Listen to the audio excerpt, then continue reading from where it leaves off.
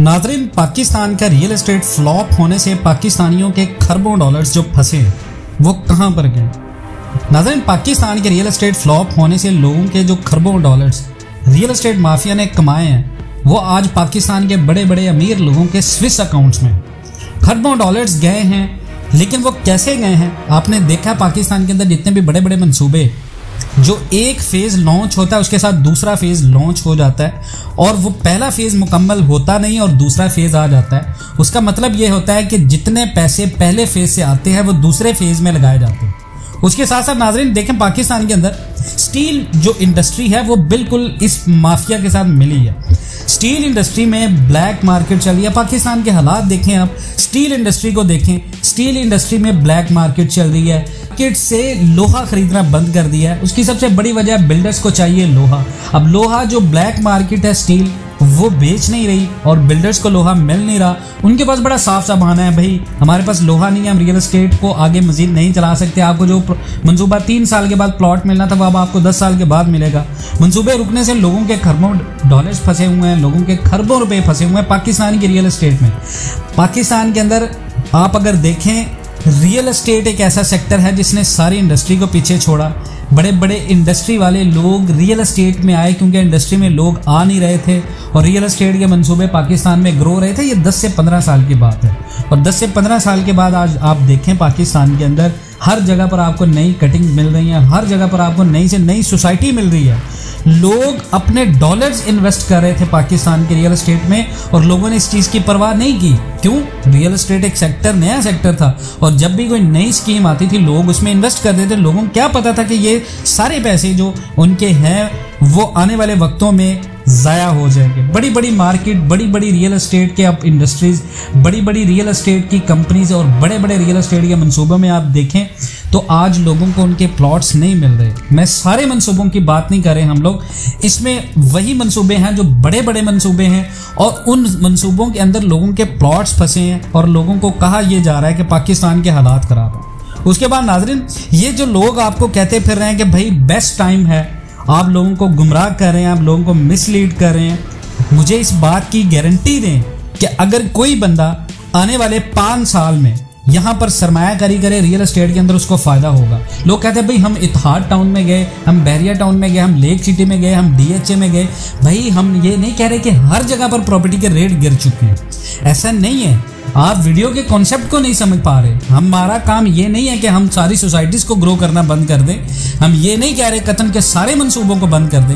लोग कहते हैं भाई आप गलत बता रहे हैं, हम तो जाते हैं कीमतें आसमान से बातें कर रही हैं। मुझे एक बात बताएं, जिन लोगों ने सरमायाकारी की है क्या वो अपनी सरमायाकारी नुकसान में बेचेंगे? हरगिज़ नहीं। जो लोग ये कहते फिरेंगे बेस्ट टाइम है परचेज करने का, वो इसी वजह से कह रहे हैं। और आप इस बात की गारंटी लें कि आने वाले 5 सालों में आपका वो प्लॉट या वो विला जो आप परचेज कर रहे हैं वो आपको महंगा होगा? नहीं होगा।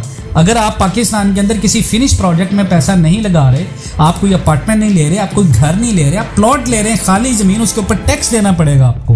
पाकिस्तान की हुकूमत को इस वक्त जो चीज़ नज़र आ रही है उसके ऊपर टैक्स लग रहे हैं। 170 अरब रुपए का मिनी बजट आया पाकिस्तान में, उसने पाकिस्तान के अवाम का क्या हाल कर दिया। वो बंदा जो 5 मरले के प्लॉट के पैसे लेके बैठा हुआ था, जो पिछले 2 साल से पैसे जमा कर रहा था कि मैं 5 मरले का प्लॉट लूंगा 45 से 55 लाख रुपए में, आज वो बंदा वही प्लॉट 70 लाख रुपए में नहीं ले पा रहा। उसकी वजह क्या है? उसकी वजह ये नहीं है कि प्लॉट महंगे हो गए, प्लॉट महंगे नहीं हुए, सिर्फ ये प्राइस कम हुई है जो डीलर्स ने लोगों को बता के रखी थी। और आज वही लोग जब मार्केट में जाते हैं उनको प्लॉट नहीं मिलते तो उनको लगता है कि वीडियो का कॉन्सेप्ट गुमराह करने के लिए। ऐसा नहीं है, आपने चीज़ को समझना। देखें पाकिस्तान के अंदर आने वाले 5 साल बहुत बड़े खटन है, यह आपको मानना पड़ेगा। पाकिस्तान की रियल एस्टेट में, पाकिस्तान के हर बिजनेस सेक्टर में 5 साल बहुत ज़्यादा खटन है। और 5 साल तक जो लोग कहते हैं भाई 1 साल तक प्रॉपर्टी ठीक हो जाएगी, टाइम लगेगा, इसको वक्त लगेगा। 5 साल तक पाकिस्तान को कोशिश करनी पड़ेगी। हमारे मुल्क में जो बजट होगा उसका सिर्फ 30% आपके सेक्टर्स पे लगेगा, डेवलपमेंट सेक्टर के ऊपर, और 70% बजट में आपका पूरा मुल्क चलना है। आपने कर्जों की अदायगियां करनी है। $20 बिलियन आपके ऊपर कर्जा है, तो कैसे आप कह सकते हैं पाकिस्तान का रियल एस्टेट ऊपर आ सकता है? ब्लूमबर्ग एक दुनिया की ऐसी वेबसाइट और एक ऐसा इदारा है जो हर दुनिया की मईशत के बारे में अपनी एक रिपोर्ट देता है। उसकी रिपोर्ट आप देखें और फिर बात करें। पाकिस्तान के अंदर जो लोग कहते हैं बेस्ट टाइम है, तो बेस्ट टाइम है आपको अपार्टमेंट लेने का और घर लेने का। आपने कहीं पर भी अगर घर लिया है, अपार्टमेंट लिया है, आपका वो अपार्टमेंट कभी सस्ता नहीं होगा। आपको महाना पैसे भी देगा, आपका घर आपको महाना किराया भी देगा। लेकिन अगर आप प्लॉट की तरफ आते हैं, किस्तों पर आते हैं, तो ये बेस्ट टाइम नहीं है पाकिस्तान के अंदर। कैसे कह सकते हैं पाकिस्तान के अंदर प्लॉट का टाइम अच्छा है? प्लॉट का टाइम अच्छा कहाँ से आ गया? पाकिस्तान के अंदर प्लॉट का अच्छा टाइम नहीं है, फॉरेन इन्वेस्टमेंट है नहीं है। पाकिस्तान में लोग इन्वेस्टमेंट नहीं कर रहे, लोग सरमायाकारी नहीं कर रहे। पाकिस्तान के अंदर तो जितनी मल्टी नेशनल कंपनीज हैं वो अपने डॉलर्स ले रही हैं कि इस मुल्क का कोई पता नहीं है कब डिफॉल्ट कर जाए। अल्लाह ना करे पाकिस्तान का भी डिफॉल्ट हो। लेकिन हालात ये चल रहे हैं कि फॉरेन इन्वेस्टमेंट है नहीं है। हर कोई बचना चाह रहा है पाकिस्तान की सरमायाकारी से, अपने आप को सेव करना चाह रहा है। और जो लोग कहते हैं कि हम गए हैं, हमें प्लॉट मिला नहीं है, वो ये जान लें कि नुकसान में कोई भी आपको गारंटी नहीं देगा। पाकिस्तान के अंदर आप कहीं पर भी अगर प्लॉट लेने जा रहे हैं, आपको कीमत ज़्यादा बताई जा रही है, तो इसका यह हरगिज़ मतलब नहीं है कि कीमतें आसमान के ऊपर हैं। कीमतें बिल्कुल नीचे आई हैं। आप रियल एस्टेट की मैच्योर वीडियोस देखें, आप किसी भी इस सेक्टर की मैच्योर वीडियोस देखें, आपको ये पता चलेगा आर्टिफिशियल रेट्स जो हैं वो नीचे हैं या मसनूई रेट हैं। आपको जो डॉलर के बारे में बताया जाता है, भाई डॉलर ओपन मार्केट में सस्ता हो गया और ओपन मार्केट में सस्ता हो गया, ये सारी आर्टिफिशियल चीज़ें हैं। पाकिस्तान के अंदर डॉलर सस्ता नहीं हुआ। डॉलर कैसे सस्ता हो सकता है? पाकिस्तान को अभी कर्जा नहीं मिला और आप कह रहे हैं डॉलर सस्ता हो गया। डॉलर सस्ता नहीं है। पाकिस्तान के अंदर डॉलर की किल्लत है। हज़ारों डॉलर्स आपके स्मगल हो रहे हैं, लाखों डॉलर्स आपके स्मगल हो रहे हैं। आपके मुल्क में डॉलर की कमी नहीं है। पाकिस्तान के अंदर सारी चीज़ों को अगर आप देखें तो रियल एस्टेट का बड़ा ताल्लुक है। लोगों ने फॉरेन इन्वेस्टमेंट से बहुत ज़्यादा इन्वेस्ट किया रियल एस्टेट के अंदर। तो प्रॉपर्टी माफियाज तो बिलियनर्स नहीं है पाकिस्तान के अंदर। प्रॉपर्टी माफियाज, जो property mafias are those people कि जिन लोगों ने प्रॉपर्टी से पैसा बनाया। ऐसा नहीं कि सारे माफियाज का मतलब ये नहीं होता कि सारे बुरे हैं। डेट मीन्स के प्रॉपर्टी सेक्टर इतना ज़्यादा डेवलप हुआ है पाकिस्तान के अंदर किसने लोगों को बिलियनियर नहीं बल्कि ट्रिलियनियर बनाया। और ये वाकई हकीकत बात है। पाकिस्तानी रुपये में उनके पैसे ट्रिलियनियर बनते हैं, जो हमारे एक आम इंसान की सोच में भी नहीं है। तो वो पैसा जो यहाँ इन्वेस्ट होना चाहिए, रियल एस्टेट माफिया आपसे पैसे कमा के अपना पैसा बाहर इन्वेस्ट करता है। और पाकिस्तान के जितने भी लोग हैं वो पाकिस्तान में सरमायाकारी इस वजह से करते हैं कि हर मिडिल क्लास बंदा बाहर सरमायाकारी नहीं कर सकता। बाहर इन्वेस्टमेंट करने के लिए आपको बड़ा पैसा चाहिए, आपको डॉलर्स चाहिए, और लोगों के पास इतनी ज़्यादा अपॉर्चुनिटीज़ नहीं है। इसी वजह से सरमायाकारी ना होने की वजह से पाकिस्तान के अंदर लोग अभी रियल एस्टेट में सरमायाकारी नहीं कर रहे। फॉरेन इन्वेस्टमेंट को टाइम दो, काम करने के लिए थोड़ा सा पाकिस्तान को बेहतर करना पड़ेगा। जब तक रियल एस्टेट में रेगुलराइज नहीं होती प्रॉपर्टी, IMF ने हालिया में एक शर्त में कहा था अपनी प्रॉपर्टी के अंदर रेगुलराइज करें। आपका कोई भी डेवलपमेंट सेक्टर है, आप उसको अपनी प्रॉपर्टी को रेगुलराइज कर दें। आपके मुल्क में हर बंदा घर बैठ के अपनी प्रॉपर्टी और सारी चीज़ों का पता कर सके। तो अगर ये सारी चीज़ें पाकिस्तान में होती हैं, आसान रास्ता बनाए जाते हैं प्रॉपर्टी ख़रीदने के, प्रॉपर्टी बेचने के।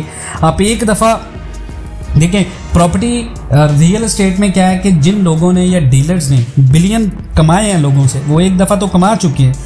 अब आप बेचें प्लॉट्स लोगों को पाकिस्तान के इसमें इन्फ्लेशन में करीबन यहाँ पर 37% से ऊपर का इन्फ्लेशन है और लोगों के पास परचेजिंग पावर में अपनी ज़रूरियात ज़िंदगी पूरा करने के लिए पैसे नहीं हैं। अब कहाँ जाएगा वो पैसा जब पाकिस्तान के अंदर खुराक का बहरान होगा? कौन रियल एस्टेट में आएगा? लोग अब समझदार हो चुके हैं, किस्तों की तरफ बेवकूफ़ लोग जाते हैं इन्फ्लेशन में। जहाँ पर 16 से ऊपर का इंटरेस्ट रेट चल रहा हो, मुल्क में मॉर्टगेज की कोई फैसिलिटी ना हो, और फिर लोग अगर जाए रियल एस्टेट में किस्तों के ऊपर, तो आई थिंक कि ये बहुत बड़ी बेवकूफ़ी होती है। और एक बड़ा पॉइंट, रियल एस्टेट में इन्वेस्टमेंट हुई है रुपीज़ में। देखें आप, अगर आप अंदाज़ा करें ओवरसीज़ लोग पाकिस्तान के अंदर सरमायाकारी क्यों नहीं कर रहे? ओवरसीज़ बंदा अगर $1300 पाकिस्तान के अंदर जस्ट एन एग्जाम्पल इन्वेस्टमेंट करता है आज से 1 साल पहले, और $1300 को अगर आप आज देखें, 1 साल पहले डॉलर का जो रेट था 178 से जंप करके 260 रुपये पे आया। और 260 और 178 के बीच अगर आप डिफरेंस मार्क करें तो आपको पता चलता है करीबन $80+ ऊपर आया है। और वही बंदे की प्रॉपर्टी जो $1300 में उसने परचेज की है, आप अगर उसकी वैल्यू को देखें तो वो कम हुई है। तो इसका मतलब ये हुआ कि पाकिस्तानी रुपये में अगर किसी ने इन्वेस्टमेंट की है उस बंदे को तो फ़ायदा हो सकता है, लेकिन जिस बंदे ने फॉरेन इन्वेस्टमेंट की है उस बंदे को फ़ायदा नहीं है। है। यही वजह है कि आज पाकिस्तान के पास फॉरेन इन्वेस्टमेंट नहीं है और फॉरेन इन्वेस्टर पाकिस्तान के अंदर सरमायाकारी करने के तैयार नहीं है। आपके मुल्क की करेंसी इतनी ज़्यादा वीक हो चुकी है और यही वजह है रियल एस्टेट फ्लॉप होने की, पाकिस्तानियों के खरबों डॉलर्स यहाँ पर डूबने की, जहाँ पर लोगों को उस तरीके से चीज़ें नहीं गाइड की गई जिस तरीके से लोगों को गाइड की जानी थी। आप देखें आज रियल एस्टेट में कारोबार का बहरान है, रियल एस्टेट में लोग अपनी कॉस्ट ऑफ लिविंग कवर नहीं कर पा रहे। हमारे सामने बड़े बड़े आप अगर मंसूबों की बात करें उनकी एग्जांपल्स हैं, लोग नहीं कर पा रहे। मेंटेनेंस एक्सपेंसेस, कॉस्ट एक्सपेंसेस, उसके बाद कंस्ट्रक्शन एक्सपेंसेस, ये सारे खर्चे ये लोगों की पहुंच से बाहर हो चुके हैं और यही वजह है कि लोग अब प्लॉट्स की तरफ नहीं आ रहे और हमें प्लॉट से फ़ायदा होगा भी नहीं। पाकिस्तान को इस टाइम पे किसी भी सोसाइटी की ज़रूरत नहीं है। आप अगर अपने पूरे मुल्क को इंफ्रास्ट्रक्चर को सोसाइटियों में तब्दील कर देंगे तो हाई राइज बिल्डिंग की बजाय अगर आप ये सोसाइटीज़ कल्चर को प्रमोट कर देंगे तो आने वाले वक्तों में पाकिस्तान के अंदर खुराक का बहरान पैदा होगा और ये बहुत बड़ी बात है और ये चीज़ सोचनी पड़ेगी। रियल एस्टेट को प्रमोट किया जाए, अच्छे तरीके से प्रमोट किया जाए जहाँ पर इसकी ज़रूरत है। नाज़रीन, अगर आप इन तमाम बातों से इत्तफाक करते हैं, पाकिस्तान एंड वर्ल्ड टीवी पर नए हैं तो चैनल को सब्सक्राइब करें। मिलते हैं नेक्स्ट वीडियोस में, तब तक के लिए अल्लाह हाफिज़।